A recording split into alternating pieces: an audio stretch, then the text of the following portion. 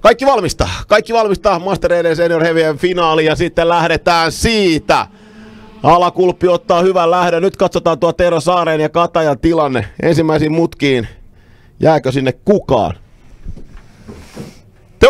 Nyt se tapahtuu. Tero Saari on ongelmissa siellä ensimmäisessä mutkissa, niin kuin puhuttiin. Ja Antti Kataja ottaa, kun ottaakin Saaren päänahan. Ja jaahas, niin kuin puhuttiin, draama on valmis. Draaman kaari. Ja nyt me mennään sitten kovaa kilpaa. Tosiaan Kataja, Esa-Tala, Santeri Varsa, Tero Saari. No muuten hyvin vetää Karkulahti tällä hetkellä. Kekarainen yrittää siellä mennä Karkulahdesta ohi ja tulee semmoisen pienen kylkikosketuksen kanssa ohi.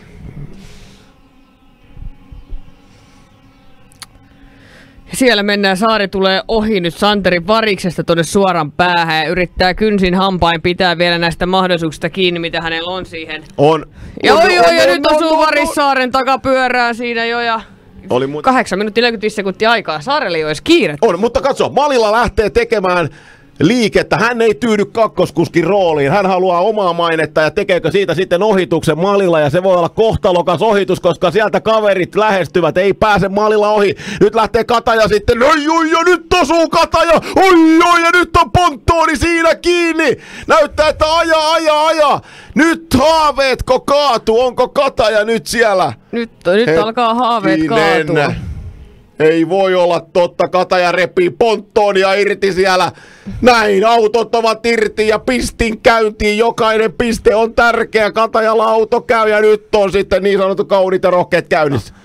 Tuolla radalla. Mitä Karkulahti tekee? Ihan kuin ajaisi yhdellä kädellä tällä hetkellä. Toinen käsi on nyt kaasarilla niin sanotusti. Onko ongelmia siellä Karkulahdella? On. Jotain siellä on nyt Karkulahdella. Ajaako Karkulahti käsikaasulla tällä hetkellä? Onko se kaasuväiri poikki? Oi, ja nyt on Tero Saari tässä, eikä vaan Saarellekin käy jotain hässäkkää. Tero Saari joutuu tähän Karkulahden taakse. Nyt on jotain käynyt siellä. Tai joko Karkulahti kaasuttaa käden kanssa tai tähän pitää jotain paikallaan kädellä tällä hetkellä. Saari näyttää siihen vierelle, että mene sivuun, meikäläinen taistelee mestaruudesta tässä näin. Nyt Saari pääsee ohi tuossa. Nimeen sieltä, että... Onko sulla ikinä ollutkin peräpuhelin niin mikroautolla? Ei oo ollut. Onko sulla ollut? On.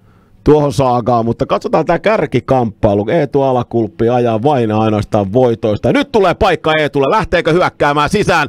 Sinne kyllä lähtee. Ensimmäinen paikka ja näin.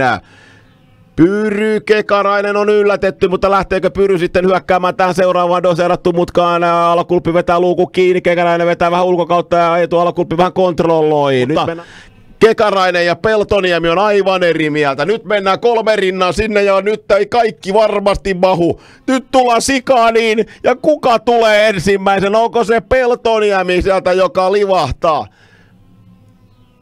Ai Kekarainen, katsotaan, Pyry siellä edelleen kärjessä taistelee.